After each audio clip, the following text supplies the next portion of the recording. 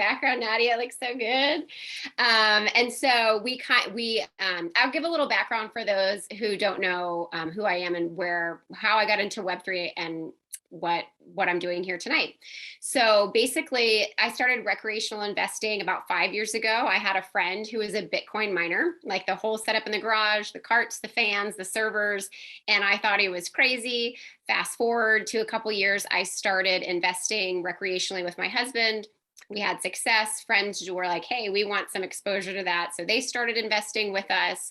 And then as that kind of network effect grew, there was a lot of people who wanted to participate and have exposure to what we were doing, but didn't want the self-custody risk or the time spent to research. So we decided to start a fund. So a couple years ago, we began that process. The fund started officially about a year ago. And then now it's kicked off and running. We have about 5 million assets under management, and it's great. It's love, and we've really enjoyed growing that fund. It's still growing, and that's great. So, and that was where I thought my crypto journey would kind of culminate and I would live. But what happened was I had a lot of women who were coming to me in the community who were like, hey, I was about to renovate my kitchen with my husband's bonus, and now he's putting this in your fund. What the heck? What is crypto? What are NFTs? So I was trying to one-on-one kind of download that to women, and that wasn't scalable. I have 3 kids. I have, a family to run, and I was like, this isn't, going to work. So I asked everyone, just pump the brakes, give me some time. I'll put together an event, and I'll kind of download everything to everybody at once. So I hosted a Wine Woman of Wallets. It feels like it's been so long since I've gotten back to like the original roots of why I even started today I spent my day on the calls with founders and with funds, VCs, everyone looking to join, companies that are just startups in Web3. But this, like right here, this Wine Woman of Wallets is literally how it got started. It was the first event I hosted. And by the time we got through the end of it, all of the women at the event were like, okay, sure. Yeah, if my husband wants to invest in the fund, that's great, whatever. But what am I doing? How am I participating in Web3? And I was like, it kind of threw me. At first, I was shocked that women would even show up to a happy hour to learn about something in tech and finance. And then to end it, to not only being like, yeah, that's kind of cool, I want to know more, to being like, how do I invest? How do I start to play in this space as well? And so from that grew other events. So the one that we're going to do tonight is just a welcome to Web3. Like I said, just kind of a nice intro to give you the basics of what Web3 is, blockchain, crypto, NFTs, everybody, the dirty word. And then kind of end with, if you want to set up your own crypto wallet, I'll show you how to do that. And then I have some sponsors who've offered some really cool things to help onboard women and to give you guys some perks if you're interested. So we'll talk about all that. So that's kind of like the rundown of who I am. My name is Heather, and yeah, I'm in Orlando, Florida, and I'm going to share my screen and get started with the presentation. All right, let's get it going. And let me see where the chat is. Okay. So I will keep the chat box open so I can I'll keep an eye on it. I'll put it like down here. And if you have any questions, post them in there, but I'll kind of there'll be certain points that make sense to stop. And if I don't get to your question right away, don't worry, I will come back to it. So just be patient with me. Okay, full screen. Here we go. All right, I'm going to move you guys over. Oh, I guess I can't see my chat box, so you're going to have to wait, I guess. Document only. All right, guys. Oh, that's not, you know what? That's the wrong one. That's not the PDF. And at the end, there will be plenty of time for whoever wants to ask questions. Like, please ask as many questions as you want. Here we go. Okay. Now I'll move this down here. And you can interrupt me too. Try not to if I'm in the middle of a point, but if I don't see your chat question, but I'll check the chat as we go.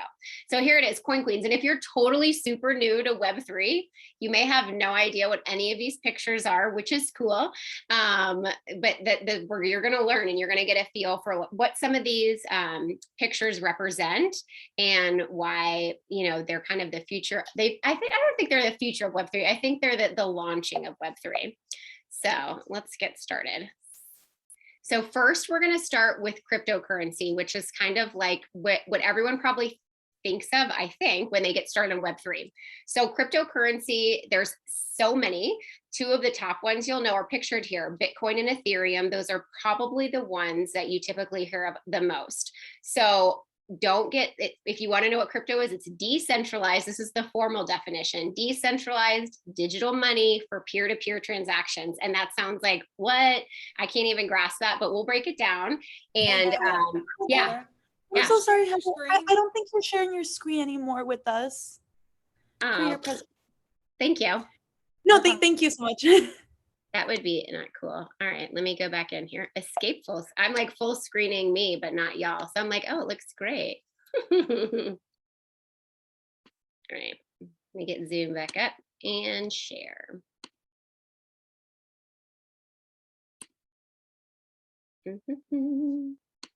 Yeah. All right, now we're cooking. Here we go. Now can you see it? You're good. Thank you. Yeah. All right, let's go. Now I'm going to go full screen again. All right. So what I said, crypto, decentralized digital money for peer-to-peer transactions. Who cares? What does that mean? So I'll break it down just to make it a little bit more, and don't be discouraged. If it still doesn't make sense by the time you finish this page, it's not meant to. Anyone that's on here that's been in Web3 has spent more time reading about these facts than you could even imagine. Months and months of like kind of staring at it, and like most of it being blank space in there when you first hear, because these are a lot of new concepts. So just think of this, like, be gentle with yourself. This is your first entree into the concepts of a new currency, of a new way of ownership in a creator economy, right? So just be kind to yourself. But basically, when you hear the word decentralized in Web3, it's meaning you have self-custody over your goods. There is no more controlling power over the decision making. And I'll walk through what that means. Digital money just means there's no real currency, right? And typical money, you have something issued by the government, hard paper. You're all familiar with money. And what do you use money for? You use it for transactions. And cryptocurrency can be used for any transaction all over the world. And when you hear about people talking about it being an opportunity for, disenfranchised communities or countries, it's because there is no controlling government over this. It is all open source. It is all peer-to-peer. So if I wanted to send Bitcoin to someone in any country, as long as they have a crypto wallet, there is nothing stopping me from doing that. There is no fee charged for me to do that. It's just a plug it in my wallet, put in their address, and off it goes. So you can probably dream up some ways of why that's super attractive currency for people to use. Like I said at the beginning before my screen was up, Bitcoin and Ethereum are two of the most popular. Bitcoin is what they consider probably like the most gold standard. It's the most, trusted at this time as far as a global digital currency. There are, like I said, thousands of coins, but this is a good place to start when you're learning. You can go down a tangent of all the different coins, and there's some you've probably heard of, like Dogecoin that Elon Musk is a part of, and on. But I would say when you're entering Web3, just focus on the top two, like blue chip coins, right? These are your top two. Learn how they work. And this is where I would live for a while. And so Bitcoin and Ethereum cryptocurrencies each exist on a blockchain, and blockchain we'll get to next. But each currency, so Bitcoin has its own blockchain, and which is like a ledger, basically. It's just like your old checkbook where you used to like keep track of all of your transactions. That's what it is. And so there's a history of all the transactions. Ethereum has its own. All those other coins you hear about, Doji, Lite, all of them, all have their own blockchain. There's even people and companies who are creating their own personal blockchain for various reasons. We'll get into that later. But so the security part, which is what a lot of people think about with Bitcoin and Ethereum or any cryptocurrency, there's two validation methods for securing and making sure that transactions are real. And there's proof of work and proof of stake. And we don't need to really talk about those now, but it's something you can keep in the back of your mind when you want to think about the security aspect and how that's done. Basically, high level proof of work is like these servers where they're solving like really hard math problems to validate a transaction. And proof of stake is more of like people, staking their their Bitcoin or their Ethereum to say, yep, these transactions are real. And it's a lot of money. So it's kind of like honor system. And of like, if you cheat, you're going to lose a whole big bunch of money. And really it flags it immediately. So, but these are like the two mechanisms if you want to learn about safety. But for right now, when you're just learning about crypto, the most important parts are that there's no controlling power. You own it. You can send it anywhere you want, as long as there's someone who has a wallet, and you can use it anywhere in the world. All right, so next, the blockchain, which is where each of these cryptocurrencies live. So the blockchain, to think about it, it's like a big network of computers. So it literally an actual computer system, and it uses those two validation methods that we talked about, proof of work or proof of stake. It doesn't really matter.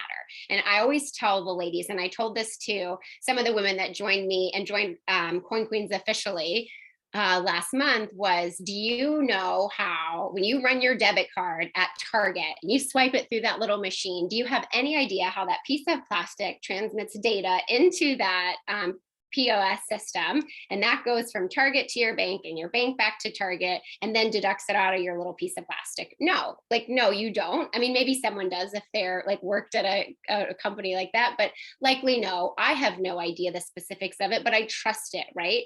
And so the whole idea of when I put this Welcome to Web3 presentation together is, women don't need to know like the nitty gritty of all these details, but they do need to know high level what it is, and they can look at someone they trust, which was, you know, at the time I was doing it with people in my community, and now for people I've gotten to know on the internet, just that it's true, that it's these things are trustworthy. I use them. If you participate in a safe way, you can use them too, and you can build your own business in it, generate new revenue, and grow and create amazing new use cases that we haven't even thought of yet. So I'm going to give you again the high level of blockchain. So like I said, it's a network of computers, and they use one of those methods to verify the data. And these ledgers that these blockchains have are completely public. So every transaction from the history of the blockchain is re-verified every time. So let's say you have a block of information that says, this is super simplified, Heather bought, $100 worth of goods from Nadia. And then tomorrow you have a new block that says, Natalie bought $500 worth of goods from Aaron.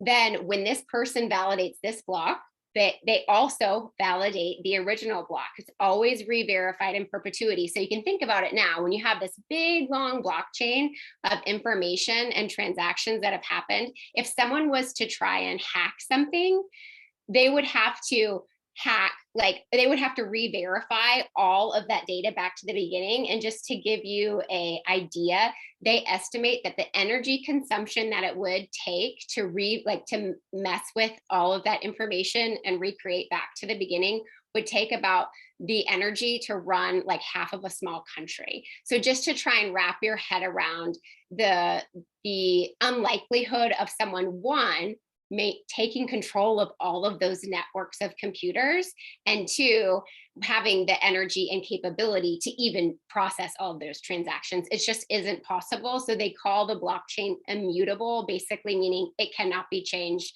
It is what it is, and it's how it is. So it's very safe, even though, I think people are always trying, and new people to Web3, I find this a lot, love to think of, well, wait a minute, what if someone did this? And it's just a no. It just is a no. So they're, like I said, they're completely public, transparent, re-verified in perpetuity. It just means always re-verifying back to the beginning. And then on the blockchain lives a smart contract. So a smart contract is just a software program. Okay, so it has directions in it. The little smart contract, so you can say, when I always give an example of GoFundMe. I feel like everyone probably remembers when GoFundMe, that whole debacle where it was like the truckers and they were protesting something, and people were trying to support the truckers. So they started this GoFundMe, right? And so GoFundMe is the intermediary.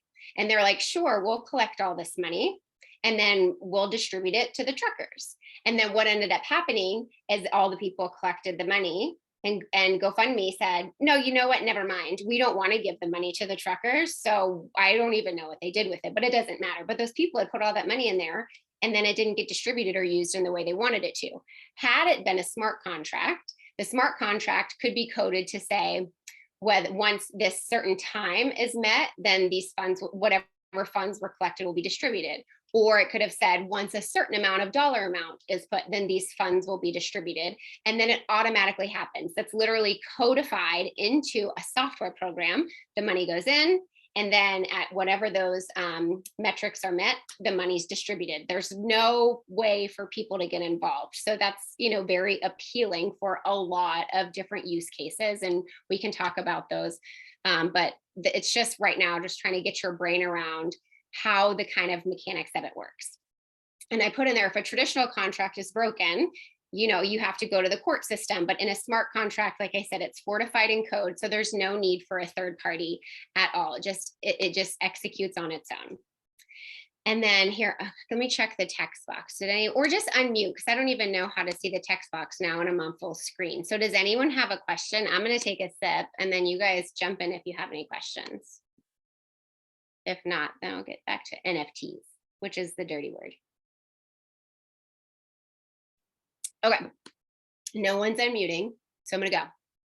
So an NFT is a smart contract that is stored on the blockchain. So it's just a fun word to say non-fungible token. Non-fungible meaning it cannot be changed. Fungible, and I'm sure some of you who have been around Web3 a bit have heard this example a lot, but a dollar bill is fungible. If I have a dollar bill and you have a dollar bill and I say, hey, let's switch dollars, you'll switch dollars with me and be like, sure, why, whatever, but we each still have $1.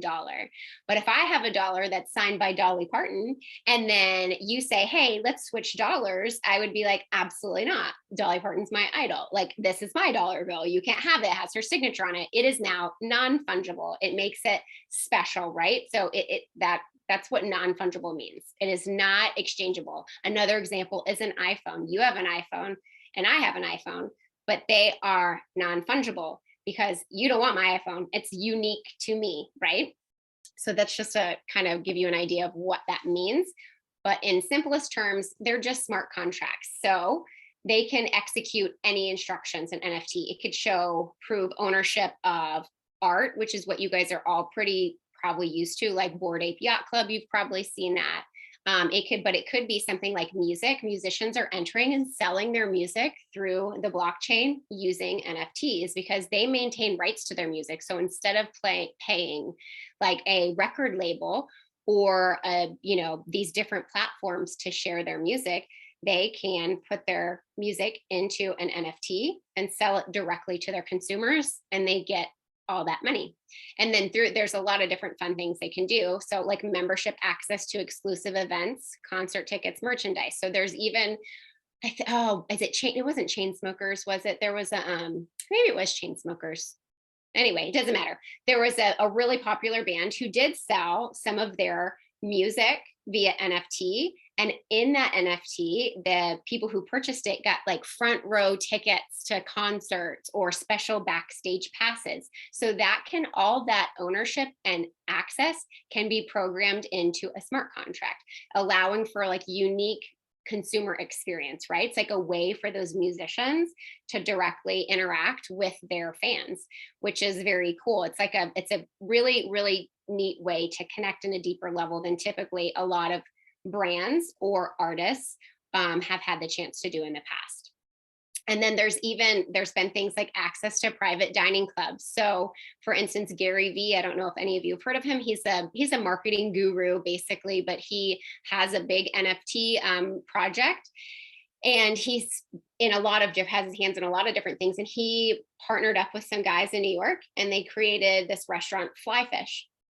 And to have the ability just to make a reservation at Flyfish, so not even to pay your bill, but just the right to have a reservation at Flyfish, you have to own this NFT. So you buy the NFT, and then you have the right to make a reservation.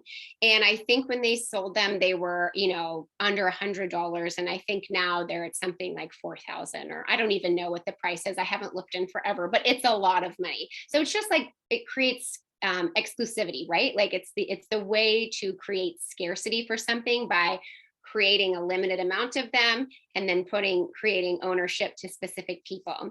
So those are just some examples, but I think, and when I first did this presentation, these were probably the top 3 use cases I thought were interesting. But I would say today, as Web3 is changing, there are some things that are more interesting to me are subscription NFTs and membership NFTs, because it allows brands to still have that cash flow and generate revenue, but also still engage with their consumer. Hold on, there's a chat. Let's see. Oh, thank you. Thank you, Nadia. Yes, if anyone has any questions, Nadia will help me field them. But so NFTs are bought using cryptocurrency because they're stored on the blockchain. So you have to pay with, let's say it's 0.2 ETH, and then you pay gas fee, which is just a fun word for a transaction fee. Like, don't think of it anything else. People talk about gas. Gas is high when there's a lot of people buying on the network. Gas is low when it's not busy. So that's basically the gist of it. And the prices of NFTs are typically dictated by the success of the community. So Bored Ape Yacht Club, for instance, is just a picture. Most people would say, why are celebrities buying it for, millions of dollars in some cases? And it's just that exclusivity, what the brand Yuga Labs, who created it, are creating in the background. They have this metaverse, this game. They say they're going to create this, private exclusive club in Miami. So having all of those perks that the community want, you have to provide perks and benefits that your community want that can drive the price of an NFT up, because it is a scarce resource, right? So you create scarcity and you create demand, and your price is going to go up. And NFTs, they designate ownership. So you're allowed to, it shows who the owner is. So when people say, why can't I just take a picture of a JPEG of anything on the screen and I could say it's mine? Well, you could go to a museum and take a picture of the Mona Lisa, but you don't own it. You don't have any rights to it. You can't sell it and make money off it. So that's great. You could take a picture of the Bored Ape Yacht Club, but you don't get any of the benefits to it. I mean, so it's really, it doesn't matter, because you're not getting you actually don't have ownership and you have no value in it. You do have a picture of it. So I think it's a big opportunity for brands, but it is not currently user friendly. So the whole idea of me starting to host these was a lot of my friends who are leaders in their own rights, in their own industry, being like, hey guys, I wake up, like, you got to get hip to this, because there's a big opportunity to be building in here, and for you to bring this technology into your businesses and to use it to generate revenue, to stay relevant, but also to just innovate. The innovations for NFTs and use cases, I think we have gotten through those top 3, like those are kind of like what took off on the NFT market, and now it's kind of stalled out. And I think what we're going to see now is real business owners coming in, and real business owners finding ways to utilize this ownership and this direct access to their consumer to create amazing use cases. And that's why I want more women coming in, because I want more women. I want them to be the one that are driving the new innovation, because everyone talks about women empowerment, but women empowerment isn't like buy another NFT. Women empowerment is build something that there's a demand for and make money that way, or invest in projects and companies that are building in this space that you could get some big returns on. So that's the basics of crypto, blockchain, and NFTs. I'm going to look at the chat real quick. Oh, Janelle, but you have a new use case of NFTs that I really like. If you see this, okay, go share, Janelle. One of my favorite, well, it's not new, but it's new to me, use cases of NFTs is fractional ownership. Yeah. And so I'm really into sports. So I got, there's a 3-on-3 basketball league owned by Ice Cube, and he did an NFT project and had different tiers that you can buy into. I'm not a baller like Gary Vee. I didn't buy a whole team, but I did buy fractional ownership of Lisa Leslie's team. And you get some really cool perks, like you get to vote on things, you get to like join weekly meetings, you get, tickets and exclusive events. And for me, like, it was a really cool gift for my husband. He always said he wanted to own a sports team. And so when this came up, I was like, Your wish is now, your dream has now come true. That's amazing. So that like that's so cool. Like, and I think that's such a great use case. And again, so I think of brands that already kind of have like sports teams are a perfect example, right? They already have such a loyal fan base. And I think any brands, it doesn't have to be of that size, but to say something like a Disney Plus, which that is huge. So maybe, but I can think of some, I'll give a big one and then I'll give a small one. Think about Disney Plus. They already have a loyal consumer base, right? So if they had digital collectibles, which is my new word for NFTs, because I think we need to take NFT out of the dictionary because it has such a negative connotation, and for good reason. There was a lot of, interesting market manipulation, in my opinion, that led to the poor reputation of NFTs. But so Disney Plus, if they had a blockchain or if they built upon one existing and they had access to, they could see who are their top, who's downloaded Star Wars or watched Star Wars 20 times this month, right? And they could airdrop them, just like send right to their digital wallet. They could send them like a Star Wars, like Darth Vader NFT. Like, how cool would that be? Or digital collectible, I should say. There's just all these unique ways to engage. Or say you're a nail salon owner. So let's go the other spectrum. You're a small business, you're a nail salon owner, and you're like, why would I care about having NFTs? You say you have a loyalty reward program now that you probably pay a fair amount of platform fees for. You could just create your own cute little glittery nail polish NFTs or nail art NFTs, and you could use those to reward, someone who comes in after 10 times. They get that cool digital collectible sent to them, and then they can redeem that for like some special nail art or like an upgraded pedicure. It's just a really unique way to engage with your consumers. But I could talk about use cases forever, so I'll go on because that's not why we're here. We need to keep teaching you. So let's talk some more about NFTs. So the reason why they got to be so popular is this right here, because NFTs, while they are a digital infrastructure, they are that software program, right? It's just a little contract just that lives on the blockchain. But within that, it expresses ownership. And people right now in your real life community, you express who you are by the way you dress, by be sure who I am, the music you listen to, the car you drive, the way you decorate your house. All these things like tell a story of who you are, right? They express to your community who you are. And then as we spend more and more time online through social media apps or just through Zoom calls, because now everyone exists in Zooms. And I have this whole background now that now all of my NFT holders have. These things tell the story of who you are to your community, and your virtual identity does the same. It expresses who you are, and NFTs are just going to become a part of your virtual identity. And I have a quote in here from Gary Vaynerchuk that says, it'll be similar to owning a social media account in 2015, when everyone was like, why would I post like the food I'm eating? Or why would I post the outfit I'm wearing? Like none of that made sense to people. And then look where we are today, right?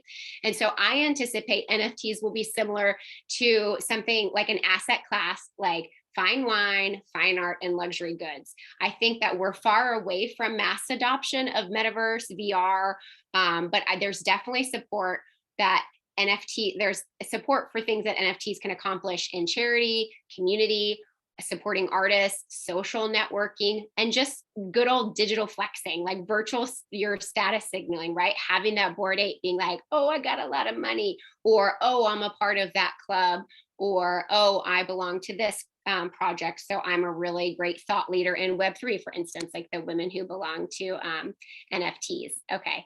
Oh, you just have those cards you punch and people always is. Yeah, no, the exact, the nail salon thing. Wendy, beyond art, I'm just going to read these comments. I'm really excited to push NFTs in new directions. So am I, Wendy.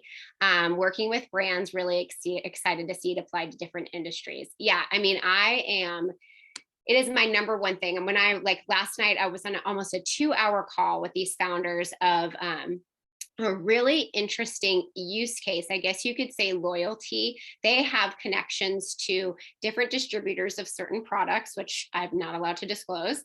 And they have already pre-negotiated all of these discounted rates or special experiences at these places. And so they're going to sell these NFTs And people who purchase them will have access to these discounts or special experiences. And so it's just a really unique way for all of these brands that, or not brands, these companies that they partnered with and brought into their NFT deal, to engage with their consumers and give, just and gain new ones, because now they're reaching into the Web3 pool, right? So there's so many different use cases, and we could spend the entire 2 hours, but I want this to be, or hour, not 2 hours, sorry. I want it to be very, light and understandable. And hopefully this is like feeling a little relatable about how we've gotten from what Bitcoin is to where we are with NFTs, right? So all of that was just kind of building to all of this blockchain, and this digital currency just allows for just a verification of ownership. And then here we are, right? And then you get to show off who you are and that you own it and you're cool, or you have some great investments, or you've learned, or you support certain charities, so on and so forth. We'll talk about it.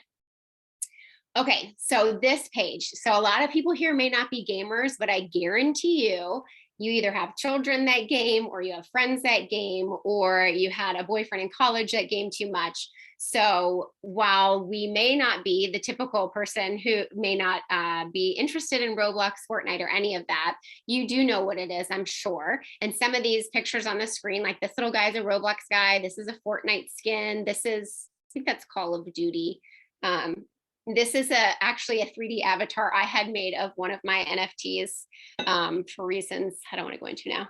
But anyway, so just to help you understand, these avatars, all these little digital avatars, they're in Roblox and Fortnite. And if you have kids, they want to spend money in Roblox or Fortnite because they want to buy the cooler swag for their avatar. They want the cooler headphones, or the cooler gun, or the better shoes. And it's just a way, like I just said, the same reasons you buy that Gucci handbag are the same reasons your kids are trying to buy that cool gun in Fortnite, right? So it's just a way to show off. And currently, right now, Roblox's top 3 creators that make accessories, that make the shoes, make the little wings that they wear, or the headphones, or the sweaters, that their top 3 ones sell an average of $20 million in one game. Roblox has hundreds of games in it, or these little worlds, right? So just to give you an idea of already, without even the blockchain or crypto or Web3, forget about it. None of this. Roblox is alive and well right now. And just in 3 games, those digital assets make $20 million for 3 creators. It's mind blowing to me. So it just like puts your brain into like the potential future of what digital assets could be, and why I think they will be meaningful for not just kids playing Roblox. And so in the metaverse, which Nadia can speak to, and she's amazing and can even give people full tours of the metaverse. You can customize your avatar, you can accessorize it. There are so many companies now doing digital fashion. There are like Gucci's in there. You have some brands like partnering and just making amazing fashion. Was it World of Women, which is it's considered blue chip. Blue chip just meaning like a same as like a stock, a blue chip stocks, just like a quality one. It's proven record price maintains despite market volatility. Anyway, there's a lot of high fashion that's coming in the metaverse, and people, why would they want to buy that? For the same reason your kid wants to buy the fancy clothes in Roblox. And just to make a point, I put in here that Roblox market cap, at the point I did this, actually, this is probably months ago. I did these numbers, it's probably 6 months ago. But at that point, it doesn't matter, $29 billion, Roblox, their market cap. They were founded in 2004. Arthur J. Gallagher, which is the 3rd largest insurance brokerage in the world, which my husband works for, their market cap is $34 billion. They were founded in 1927. So when you think about the opportunity for growth in this space, it's just like astronomical, right? And there's a lot of people that put different estimations on what Web3, the potential market, could be in here. And I would say on average, it's all over the place. You hear 10 billion to 3 trillion. So, but it's a lot. These sort of numbers make me go, I don't know what the number is, and I'm not going to speculate, but it's a lot. So let me check the chat. If I start taking meetings in the metaverse, can't wait to get digital clothing. I mean, seriously, right? Like, so, and that's what, so Nadia has actually built like her own little CoinQueens office in the metaverse, because she's gotten to know like some of these women who build in there and wear your sweatpants in real life. Exactly. You can have a fabulous Gucci dress on and have your sweatpants on in real life, right? And go meet in your virtual office. But anyway, okay. So that was just a little, just to try and kind of give you some perspective. And then really quickly, we've kind of talked about some of these things like the discount program, just trying to get you to think back past use cases besides just the virtue signaling and belonging to a special club. They are amazing at building community, because if you have people who resonate with a piece of art and what the potential utility of that art is, then they join together and you have this little micro community that forms with very aligned goals. And that's really attractive to brands. It could just be a collectible. Some people literally collect NFTs, just the same reason people collected Beanie Babies. I'll give one example on here for fundraisers. So I'm a chair of a nonprofit called Kids Beating Cancer, and we created a small 5-piece NFT collection for the silent auction at an event we had in the spring. And just those 5 NFTs, 4 of them went for $850 a piece. They were just purely digital pictures of their mascot, which is this cute little bear. And we had one hand painted one that my friend watercolored. And so we did that in a live auction.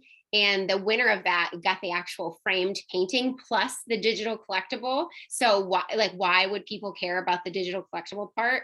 Well, now they can post it on their social media that says, I donated to Kids Beating Cancer. So again, it kind of is like virtue signaling, but it's also just a really cool way to let the community know, 1, I've supported this charity, 2, you should too. And if you do, you get this really cute picture that you can post on your socials and everywhere you want to let people know you support it. And now Instagram is building in the functionality. Not everyone has it yet. Right now, so far, I don't know how I got it. Someone asked me that the other day, like, how did you get it? I'm like, I have no idea. They just must know I'm psycho into Web3. So they gave it to me. But the only difference, I'll just show you here real quick on my phone. So like when I put up, like, here's an example of the Bunkie. I don't even know if anyone can see it. But anyway, it has like this little like thing that says digital collectible. And then it does this like cool shine thing to let you know that it's like really an NFT. So my wallet is actually now my crypto wallet is connected to my Instagram, and now Instagram can see what's in my wallet and post it so that and then it like moves. You probably can't see it, but it like shines and stuff like that. It's pretty cool. Anyway, so I think as more people, as that comes on, then people are going to be like, oh, wait a minute, they have a digital collectible from Kids Beating Cancer, or ooh, they have that collectible from Bored Ape or whatever. It'll just be a really cool way for people to identify what's important to them. All right, let's talk about some projects. This will help also give you some more use cases, and then we'll get to one of these projects who's giving us a really cool giveaway for tonight. So top 3, that's on the left, or is that, yeah, you're left also, yeah. I'm like, wait a minute, is this a mirror image? So crypto checks, they're one of like the OG PFP. PFP stands for profile for picture. So it's just like something which is what I use in Instagram, I use on Twitter.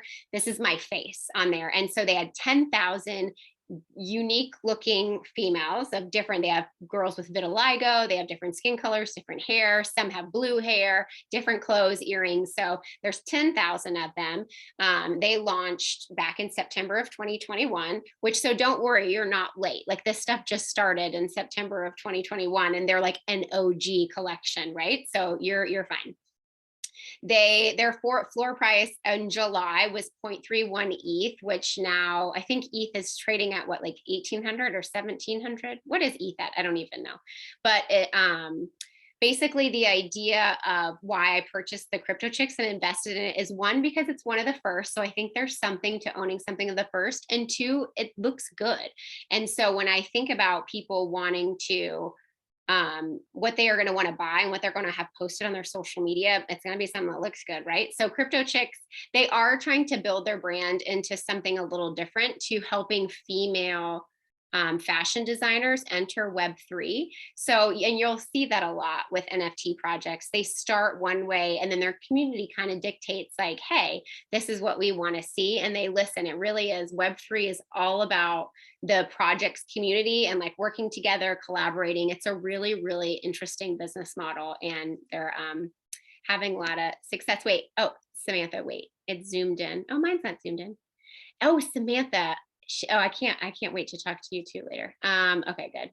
ETH is at 1547, Risa. Okay, so that means that for anyone who's new, so if it says ETH is 1547, what does that mean? That means for the price of ETH is 1 ETH equals $1,547. So basically, when I checked the floor price of Crypto Chicks back in July, it would be 30% to 1,500. So there you go, about 500 bucks for one of those. Floor price, meaning the cheapest one available. She's, I guarantee you, not one, she's not for sale because she's mine, so I don't have her listed for sale. But if you were to scroll on OpenSea, you'll see that what the generally better looking ones are more expensive, right? That just makes sense because that's basically the pull of their project. Okay.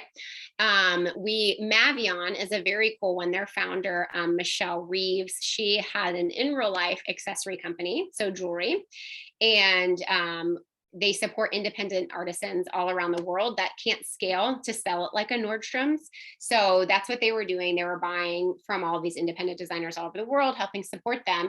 And then they moved into Web3 and created this really beautiful collection. The artist is from Project Runway. And all of the pieces you see here, so see this necklace on her. So when their project mints out, which means when it's sold out, when a project minting an NFT is like when you buy it for the first time directly from the project, not like on a resale. So once they're all sold out and they have about 5,000 NFTs in their collection, and whatever jewelry you hold on your PFP, you'll get. So it'll get to like in real life. So this one has an in real life perk, meaning you get this piece of jewelry when you, once your collection is sold out. And their price at about 0.14 ETH, I think is that's their mint price. So you can mint at 0.14. You can probably randomly, some people will sell for less than that because maybe they don't like their piece of jewelry or they don't like the look of it, or they just feel like they're all done holding that project and they want to get some liquidity, they'll sell. And she did just do a cool partnership with Rebecca Minkoff. And so they did a smaller NFT collection, and the Minters got like this special Rebecca Minkoff bag and stuff like that. So we're going from like straight profile picture just for the looks and belonging to the club one to like, okay, this NFT has some in real life utility. You buy the NFT, you get the piece of jewelry. That's cool. Then something completely different. Hug is a community started by Randy Zuckerberg, and Debbie Soon is her partner, is her co-founder's name. And basically they're building like a discovery platform. So for all these people who are new to Web3, eventually they'll have, it's in beta testing now, which just means it's like, they're working on the first edition of it, working out the bugs, the kinks, and letting certain users play with it to get it perfect. And then it would be like the Rotten Tomatoes basically of NFTs. So you could go in there, type in Crypto Chicks, and it'll have this cool sheet that like rates it, gives some feedback, benefits of holding it, that sort of stuff. So it's very cool. And how they sold their NFTs, some of them, the reason they did that was to raise money, right? Because they needed money to build out this platform that it is a really useful utility for Web3. Everyone needs some sort of like Yelp or TripAdvisor, right? But for NFTs, and each of the NFTs came with different perks, whether it was being like being able to host events for them, or contributing to what were some of the other things that they had? Oh, Hedge, like helping raise funds to help kick off some other people's projects, lots of different unique ways. But anyway, they use their NFTs to help fund the building of their platform, which a lot of people do. They use NFTs because they have a really great business idea. They think that they could rally a community around it, and they do. And they raise money, and it's like every little NFT owner is like a tiny little angel investor in that company. And then they have the funds to build out what they've promised, and then off they go. Wait, I think it's fully public now. Oh, it is? I thought it was still in beta. Okay, well, you can look up the Hug XYZ if you want to check out what they've built, but don't go too crazy, because if you're really new to NFTs, like every time I hosted one of these, I felt like I was like ripping the training wheels off my 3-year-old child's bike and being like, okay, go be free. It's like a dangerous world out there. Just, I feel like now you know me and you have it, just reach out to me and ask me if any questions. Don't, go out buying stuff and going crazy. Take your time, breathe it all in before you feel like, ooh, I need to mint all of these things. You don't, just. Okay, we'll go through a few more projects quickly. My BFF is one. If you're new, they're a really great place to start. It's 10,000, or no, I think they're 8,880, but that's a lot of NFTs. And what they did is, see this cute little bracelet, and now it has all the charms. So they did an onboarding event to help women like open wallets, kind of like what we're doing here tonight. And they airdropped them this free NFT. And their free NFT basically gave people that attended their event the right to buy their like real NFT collection. It's a really interesting way to engage with new to crypto people and incentivize them to participate in minting their true NFT project.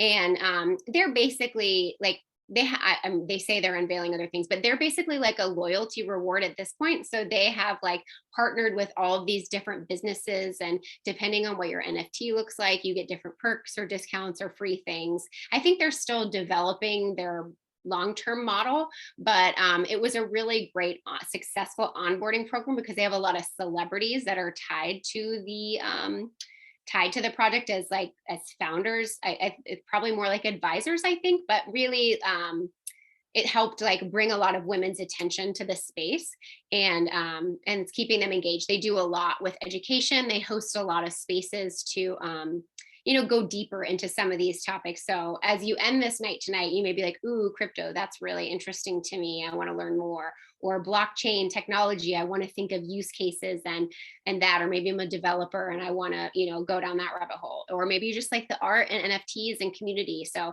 they're a good place to start as far as education.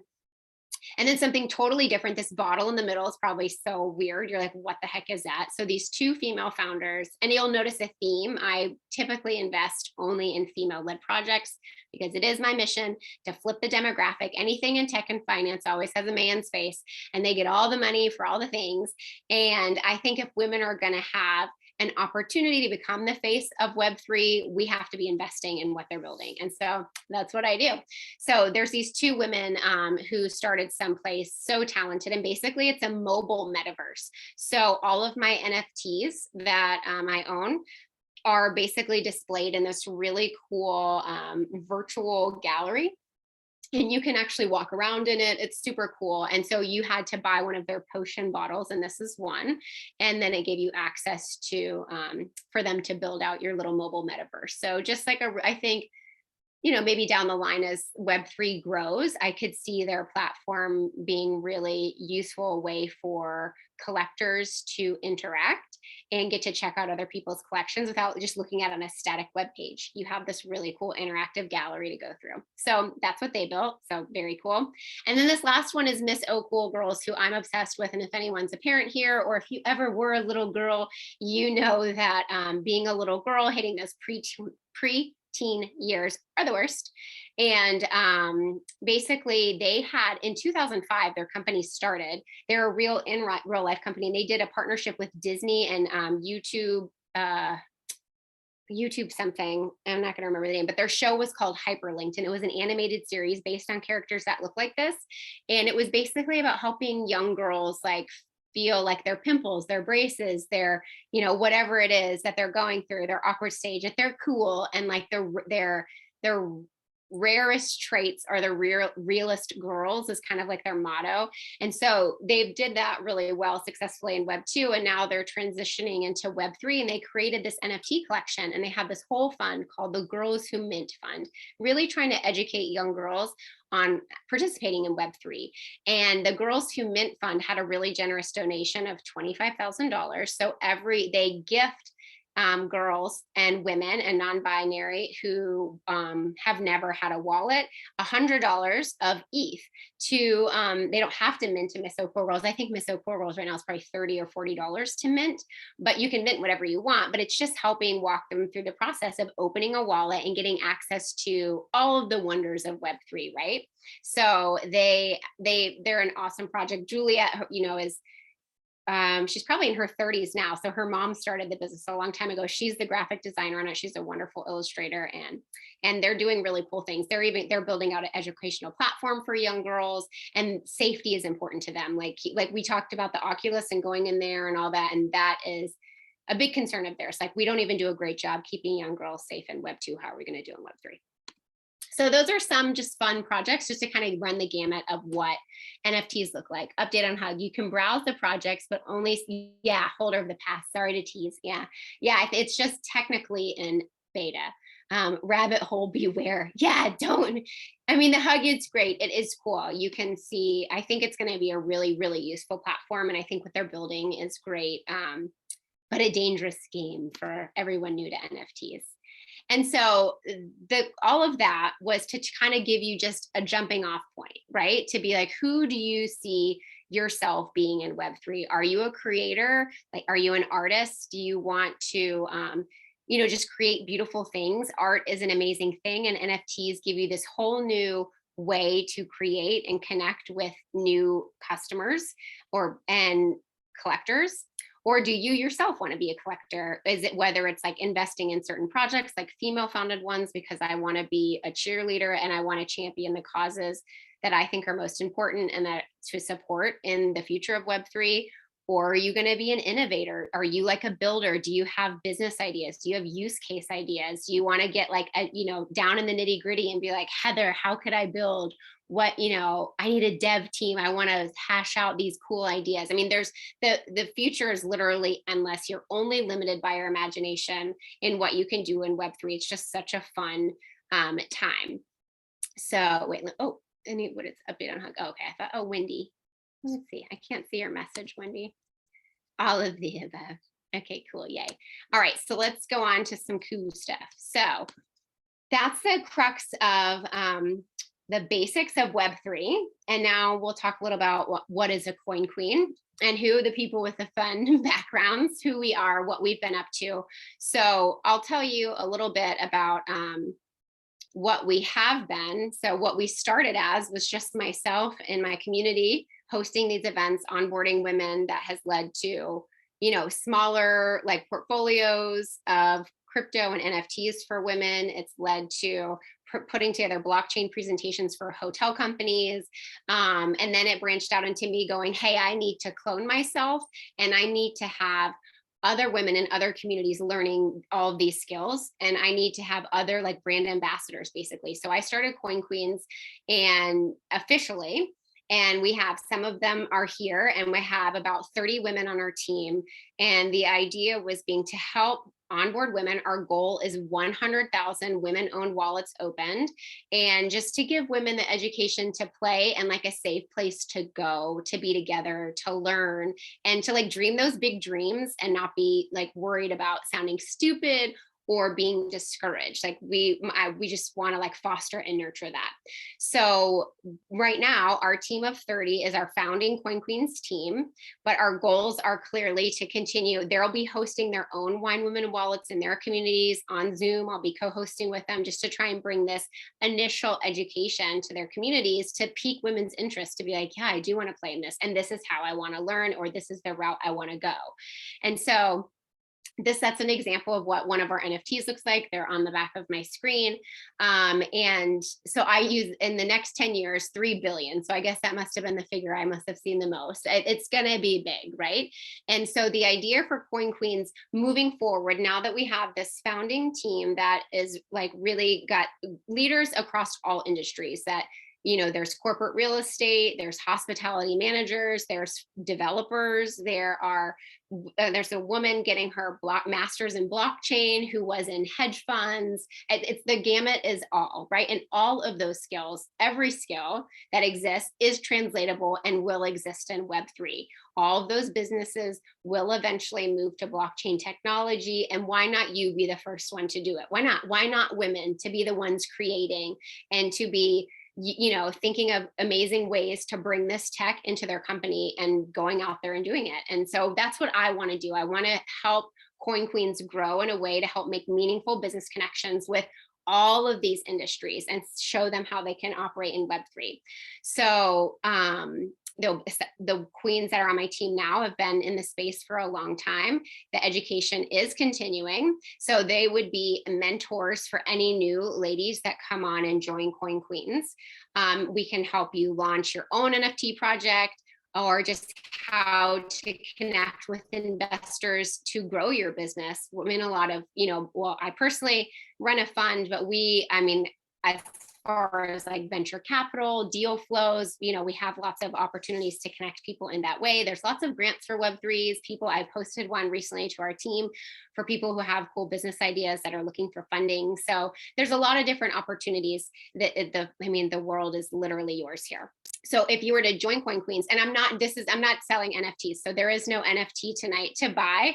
I'm running, while these ladies do own a Coin Queens NFT, it was really just a way to like kickstart the company and to like find a team to scale Queens with, to like be good mentors, to be good leaders, to help foster the growth for other women. If we're going to be successful as a brand and put our name in Web3, like we need everyone to join together and help us do that. So I created a platform called, and you can scan this here, and I'm going to exit my full screen. I'll leave this QR code, but just to show you, and you don't have to do it now if you don't want, but I'm just going to give you, let me get into my internet and I'll show you what it looks like. Oh wait, no, here it is.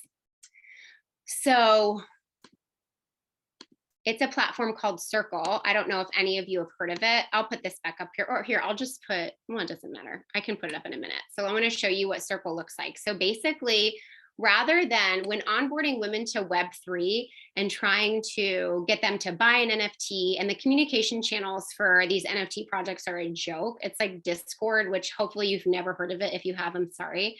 There's a lot of scams, there's a lot of DMing, there's a lot of lack of control. So Circle is this platform that I ended up finding that I love, and it allows for me to upload education. It helps to connect. I can have live office hours on here. So just to give you a sneak peek of what it looks like. And some of our Coin Queens team has already joined. And then in here, there's like the basic, welcome, which is what our goals. Oh, Erin Elizabeth, let's go. Where are you? Go ahead. You can speak. Oh, what did you mean by password? Oh, it's frozen. Is it still frozen, or is that just you, Janelle? I see it frozen too. Yeah, it looks a little frozen on my end as well. Let's see, I can give it a minute. I'm going to close the chat. It might tell me when I'm back. It's like stuck on a transition from the QR code to Circle. Here, I'm going to go back to QR. There we go. Yeah, it's back. Okay, we're back to QR. Yep. Okay, I'm going to try and get rid of the QR. Hold on, let's see if it goes. Ready? And go. Are we back? Nope, frozen Oh, again. frozen now. Ah, that's annoying. Did we just go to Circle?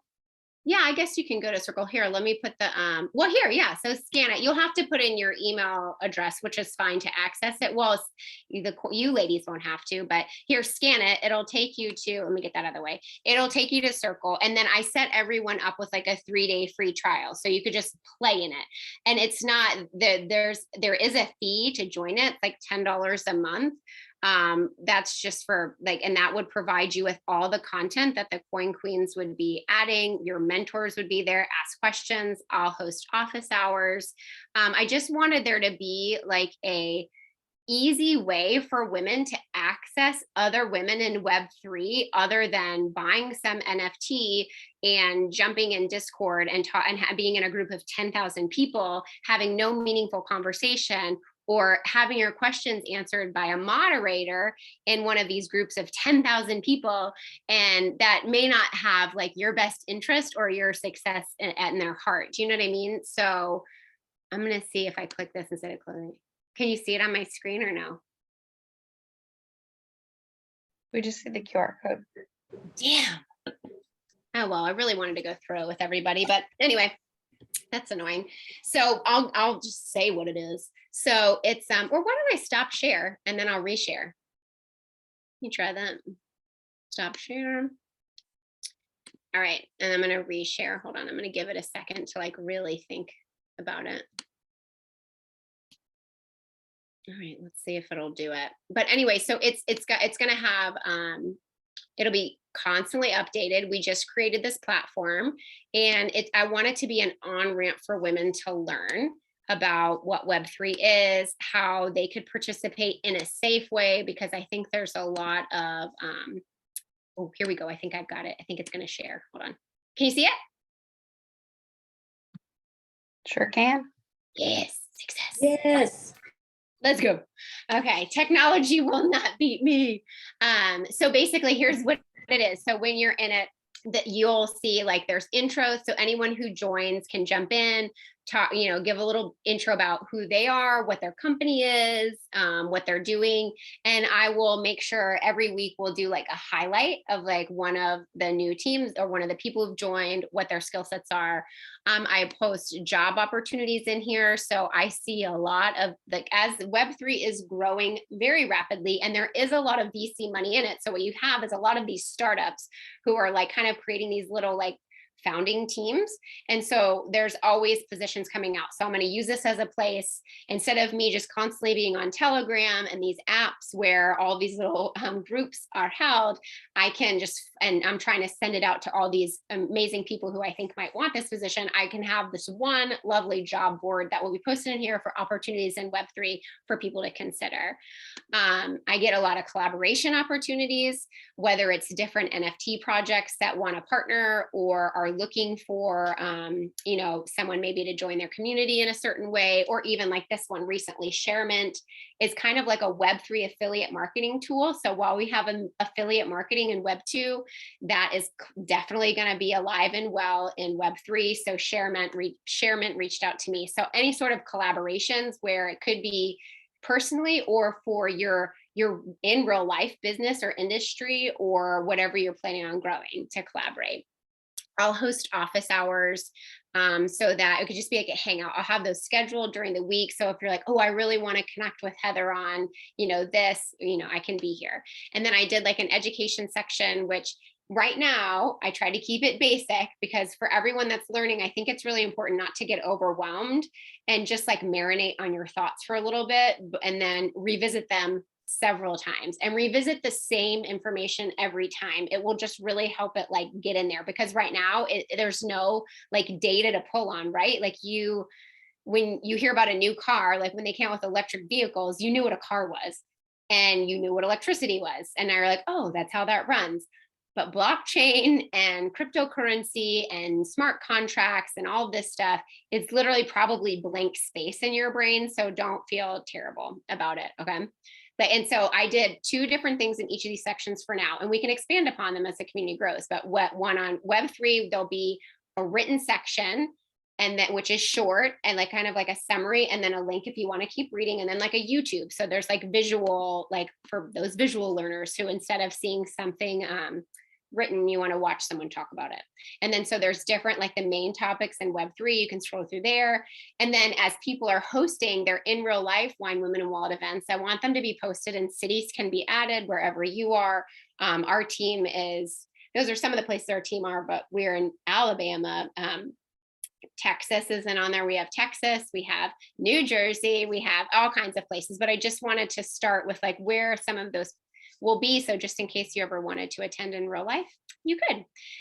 So that's kind of a rundown of what the platform is, and my hope is it, like I said, just to be this lovely place for women to go, to feel safe, to learn, and to connect with other women who are building. And then something really fun. So if you don't have a crypto wallet, hold on, let me go back to, actually, I'm going to stop share and then reshare just so everything doesn't get stuck again. But if you don't have a crypto wallet and you want to set one up, I can help. You can scan this next QR code and you can do it yourself. And what you're going to do before I even show it is you scan the QR code and it's going to take you to an app. And that app is a crypto wallet. Okay. And that is where you can buy your currency. That's your wallet is kind of like where you store like small amounts of your cash, right? There is a bank, like apps like Coinbase, OKCoin, which act as your cryptocurrency bank. But for right now, I don't want anyone putting like large amounts of money into anything until you fully understand it. So if you wanted to download a crypto wallet, you can do that with this app. Hold on, let me share it now. So it's called MetaMask. It's the most popular crypto wallet. It's very easy to use. Hold on, I'll do it full screen 1 second so you can see the app. So you scan that QR code, that'll take you to it, and you're going to get a seed phrase. And a seed phrase, you're not going to come up with this phrase. Everyone thinks they come up with their own 12-word phrase. You don't. This seed phrase is the way, if you get a new phone, you accidentally delete your app and you can't remember your password to get in your app, the seed phrase is your proof of ownership of that wallet. So if you go back into MetaMask one day and you can't get in and you've lost your account, you need these 12 words and you'll put them in, and then that will repopulate your wallet and it will give you all of your access to your currencies and whatever other digital assets you have in there. So anyone who opens a wallet tonight, the Miss O Cool Girls is offering $100 in free ETH to, mint whatever you want or to start your Web3 investing journey. So I thought that was super cool of them because they had a really awesome donation by someone whose main goal is to help with onboarding teens and girls and women to crypto and Web3, just to have them participating in the space. So if you open a wallet, this is a little bit about the Girls Who Mint Fund that Miss O Cool Girls has done. So I thought it was really awesome that they would offer that for our Coin Queen ladies tonight. So that QR code is for their mint. So if you ever wanted to, I know I'm giving a lot of QR codes, but if you wanted to mint one of theirs, like I said, I think they're actually, I'll tell you how much they are. Let's see. And if you do, if you came tonight, I'll also, just to let you know, our team has started a Coin Queens newsletter, which will be coming out next week. And so we'll send that out just to kind of keep everyone up to date on trends and what's happening, crypto and all that. I'm trying to see if I could see how much their mint is. I don't remember, but I think it's around in USD. I think it's $30 or $40. So you would even have, if you minted one of theirs, you'd even have money left over to play with. So that was just really cool opportunity. So before I go on to some of the rules of the road, does anyone have any questions, or is anyone opening a wallet and have any questions that or did everyone here have a wallet? I would like to open a wallet, but probably after the session. That would sound so great. Okay, cool. So what'll happen is once you set up your wallet, and you don't have to put any money in it. Literally all you'll do is it'll ask you basic information. And then once it's set up, you have the option in there to buy, but you don't have to. Like I said, I wouldn't be buying anything. Let your brain just take it all in and understand the space and ask questions, email, get on the platform. You have 3 days to be in there. And that's enough time to be wait a minute, what am I doing? Am I going down the wrong path? Am I looking at this the right way? So anyway, still frozen. Oh, that was before. Okay. I was wait, we're still frozen. We're back there again. I'm supporting crypto companies finding the right remote talent. Yeah, this is exactly Elisa. So the networking, I think, is a big piece, because right now NFT projects have done a really great job of capturing women's attention because they have the cool art. They're really good at being like pitching the women empowerment and just buy this and you're gonna like you could. I think most women are buying it thinking this is my meal ticket into Web3, into making a lot of money. And while it's not right, like for real business networking and coaching, like that isn't something that's there. We have a lot of consumers and we have a lot of buyers and we have a lot of fun in some of those communities, which is a great reason to buy them. They're like the community aspect and just like the, hey, this is great, it's women new to Web3 and this is fun and I like the art. But for me, what I was seeing and what I was running into, and the women who joined CoinQueens they were like, hey, I'm a businesswoman. I have a real job. I have a family. I see the opportunities in Web3 and I want to make money here. And I want to figure out how to translate my skills into Web3 and make money. And I'm like, hey, I'm doing that and I want to help you do that. Right. So thinking about having to capture the attention of like the women who aren't just here to be like, oh, like this is Mary Kay and like we all like to buy makeup and hang out together. I want like a team of women who are like, hey, I'm networking. I'm having this deal flow. I have this company that needs, like, I want it to be a meaningful, like, where everyone that joins this network are like the Web3 thought leaders. These are like the Coin Queens are the people, the place where people go to be like, hey, these women are impactful in Web3. They're starting businesses, they're filling roles. And that's what I want it to be and what I want it to grow. So that's my plan for Coin Queens as a whole. And so far, I mean, the women who we have now, I think are super impressive. And I just want to continue to capture the attention of the women that enter the space with this same mindset, to not get lost and fall into that consumer mindset, because women are damn good consumers and they are so tricked into becoming a consumer and thinking they're doing it for like empowerment, somehow they're empowered by buying something. And I'm like, no, you know how you're empowered is you work hard, you invest in yourself, you invest in a company, you look at like the economics of this country and like shoot it towards AI, blockchain, crypto, and in 10 years, you're going to feel real empowered when you've actually made money, right? Like, I don't want to just be like selling people something. I want to have like a network of women that are like, how are we going to be impactful in this space and how are we going to grow and make money? So anyway, that's my Amen. Amen. Amen. Amen. So anyway, because it is exhausting to, so if you start to play and, or if you already do, and you're in a lot of people in, and let me bring the presentation back up, in the crypto world and in NFTs, most people live on Twitter. As far as socials, it's not Instagram, which I think it will be. As more women join, it's going to become more and more, where's my share screen button? There it is. More and more to other socials. And I think it's important.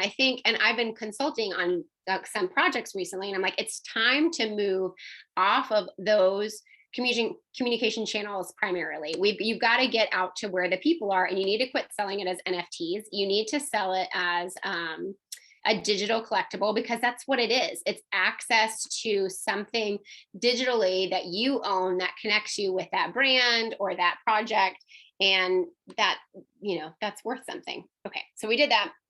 Miss So Cool Girls, you don't need that QR code because you can just Google her or you can just ask me. But whoever opens a wallet, I'll be sending them your emails, and then they're going to send you $100 worth of Ethereum, which I think is pretty rad. Okay, so real quick for anyone, we'll go through some rules of the road, and I can send these next few slides out to anybody like who is interested in them. And some of this is in the CoinQueens platform, and it's CoinQueens Circle because it's a circle. So that's the name of the app. And it's that platform is on your desktop and it is on mobile as well.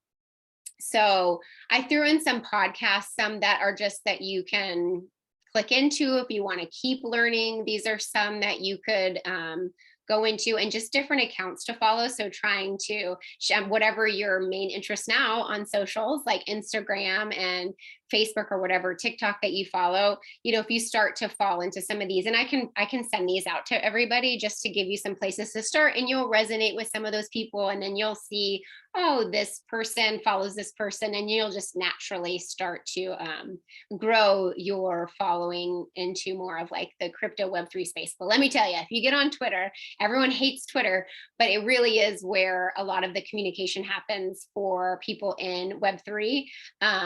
You're just it's gonna blow your mind, and you're gonna end up spending a lot more time there than you ever thought you would spend in Twitter.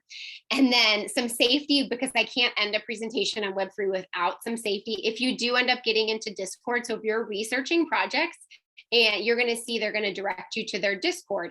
So what I just showed you, CoinQueens Circle, is like my communication channel, right? Like that's the way you could access me, what we're doing, our business, like what's going on.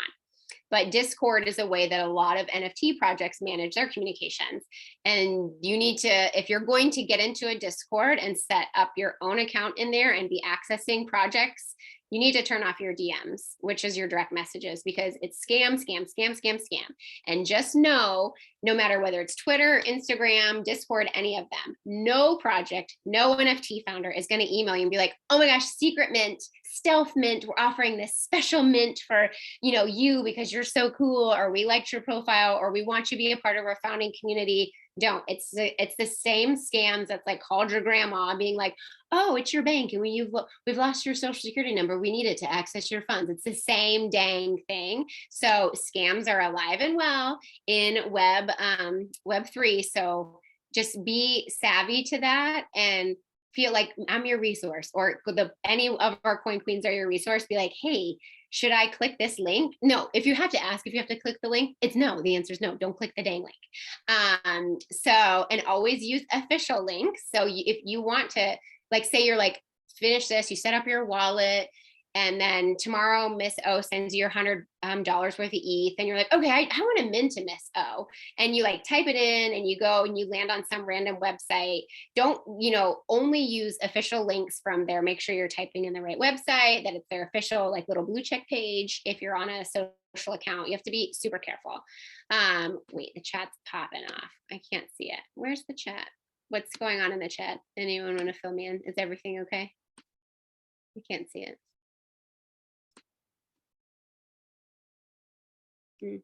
Now it's really popping up. I can't see it. I'm going to escape. It's just commentary. Okay, Yeah, cool. Not Okay, really cool. questions. Nothing. Okay, no questions. Okay, cool. All right, what else? If you do mint something, so again, like say you wanted to mint an NFT and you did, there's ways to disconnect your wallet from the minting site to make sure you're not still linked up to stuff. That seed phrase that you're going to get from your setting up your MetaMask, write it in 2 places. Put it somewhere safe, and you never give it to anybody. Same thing, like, I'm sorry, Mrs. Smith, what's your social security number? You don't give out your social security number. You don't give out your seed phrase. They're the same, right? Protect them with your life. Watch out for phishing emails. No project's going to email you. I'm not going to email you. No one is going to email you asking you to buy something, to mint something, to join something. Like, they're just not. And if you're curious, again, just share it with us on Coin Queens platform, and we'll be like, yeah, green light, that's cool, or no, don't. When you mint your first one, which I would love to, like, typically when I do these in real life, I walk people through a minting process, and usually I have them mint like a version of one of my NFTs that's very inexpensive, just to kind of serve as like a, hey, this is how we use your badge of honor to say you've like been welcomed to Web3, and now you've gone through the minting process with someone. I've never really done this on Zoom, and also I was like, I didn't know how fresh and new everyone was going to be. So, but when you mint something, there's going to be a transaction that says, do you sign this that says you want to buy that NFT? There's like certain things you need to look for. Make sure that, it says it's coming from Miss O Cool Girls, if that's what you're minting. So it's just like, savvying yourself up to be an educated buyer, because you're using new, processes now. But that's the whole idea of the Coin Queens platform, being like this like place to go to be like, okay, now I'm a crypto investor, and now I want to get into NFTs or these projects, or to create my own, and just to help you get the rules of the road, how to play safe. And never don't download anything from an email. Again, nobody legit is sending you stuff to download. Don't do that. And then these are some fun lingo words. Like you'll see if you start playing in this space, you'll see a lot of acronyms that you're like, what the heck does that mean? These are some of those. And again, I'll post they'll be in the platform, so you'll see them over the next few days if you go in there and poke around. Or otherwise I can share them with people. And then this is the last slide, which is social. So Twitter, I'm at coinqueens.eth. Instagram, like I said, it is growing. I can't even, like, since when I first started doing these, there was maybe like a handful of people on Instagram that had anything to do with Web3. And it's super growing. I'm coinqueens.eth on there as well. And then I put a little bit about Discord on there. That's the picture of what the Discord app looks like. That little purple kind of looks like an Xbox controller. That's what almost every single project exists on, is Discord. They have a community built on there. It's just like it's basically a big chat room, and it's subdivided kind of like what the CoinQueens Circle is. It's subdivided into all these sub chats, and like for announcements and events and all that sort of stuff. It's a good place to research, but just be careful out there. So that is the gist of everything that I had. And so if anyone has any questions, please let me know. Wait, a lot of fake accounts being made, so many fake accounts. Buying 2 NFTs and maybe not the most user-friendly. It is not user-friendly. So can you cancel a wallet?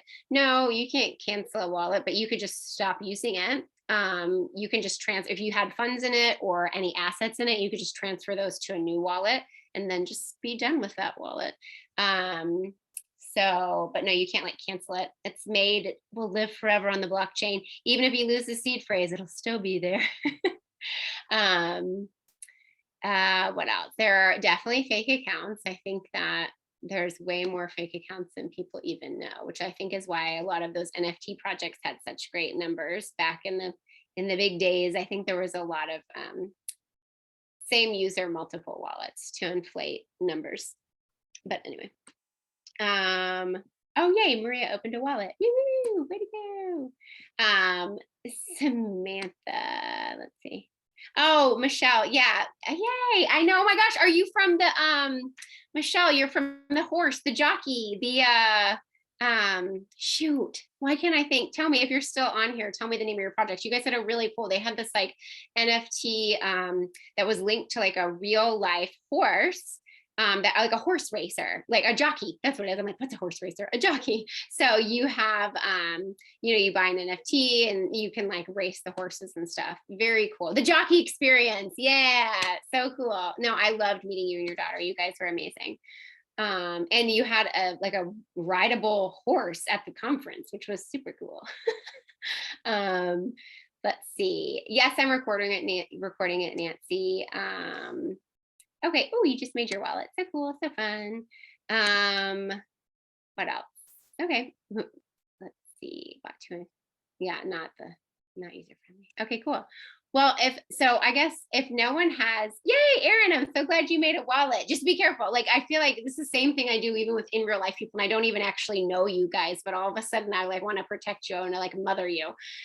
Any questions you have, please email me or find me on socials and reach out. Like this is my favorite thing. I was telling my husband, I'm like, I've been busy all day and all week nonstop with like founders and different things, but man, this is like my favorite thing. Just like, it's so exciting every time to just open a woman's eyes to the possibilities. And I can tell you, a lot of the women that have joined CoinQueens literally just got started at the beginning of this year, had never heard any of this stuff either. And then once they got their eyes open to it, they were like nose down, reading about blockchain, reading about crypto and just educating themselves and, making a lot of missteps along the way. And I want to I'm like, everyone doesn't need to be doing that. Like the onboarding process is sloppy already. The tech isn't there yet. So let's like help all of these women get up to speed in a quicker way and in a safer way. And then all be powerful together, right? Like there's powers in numbers, like as women in Web3. And I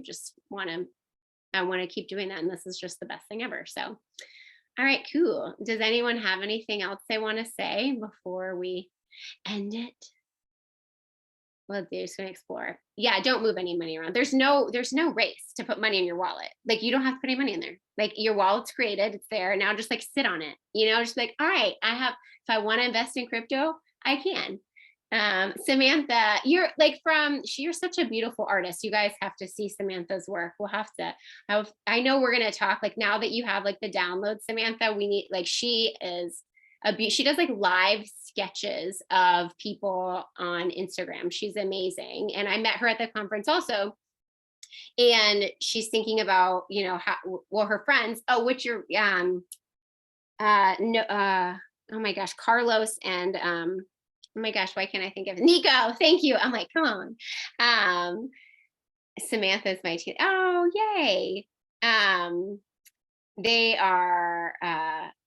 They were cool. I met with them this week, Nico and Carlos. But anyway, sorry, Samantha's amazing. And she was like, I want to figure out, you know, explore Web3. But I think like starting here is important. You really do. Like you just need to understand a little bit of the basics before you're like, hey, I'm creating a business in it. Do you know what I mean? So I think it's good just to get a lay of the land. And then Samantha, when we have a conversation, I feel like it might make a little more sense. And you may need to like hear it like 50 more times, but that's okay. Now you've got like that first base layer.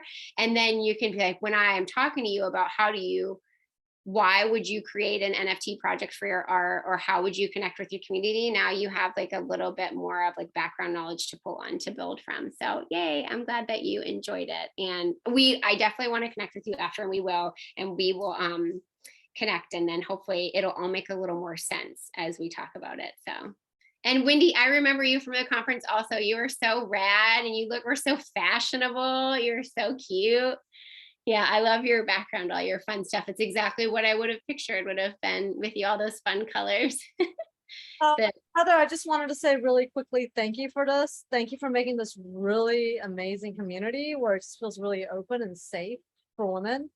It was a pleasure to meet you, and I will definitely connect with you beyond this. Yeah, anytime. I'm here. I mean, I'm always here. I live it. I'm here all the time. And my favorite thing is like having new women join, and then it makes me better too, because every brain that joins, they think of something I never would have. I'm like, oh my God, that's brilliant. Even people who aren't in Web3 and have no interest to go into it, they listen to the tech and the ideas and like, wait a minute, this, you know, and I'm like, that's great. Yes. Like we need your brains. yeah, I think being a manifester, it's a lonely road sometimes, but just like knowing there's a community of other people who are just ready to do things is really exciting. So thank you. Yay, good. Thank you for coming. I'm so glad to see you. Like I saw your name pop up and I was like, yeah, she came. That's so rad. I knew you said you were going to. So, all right, cool. This was so fun. All right, if anyone doesn't have anything else, I guess I'll end it, but feel free to reach out. You guys, know where I'm at. You have all my info. So thank you guys. It was great. All right. And Miss O, whoever opens a wallet, she'll be sending out emails so you guys can get your So if you open one, just shoot me an email and I'll forward it over to her. So bye guys. Bye. Thank you. Thanks. Thank you. Bye, everyone.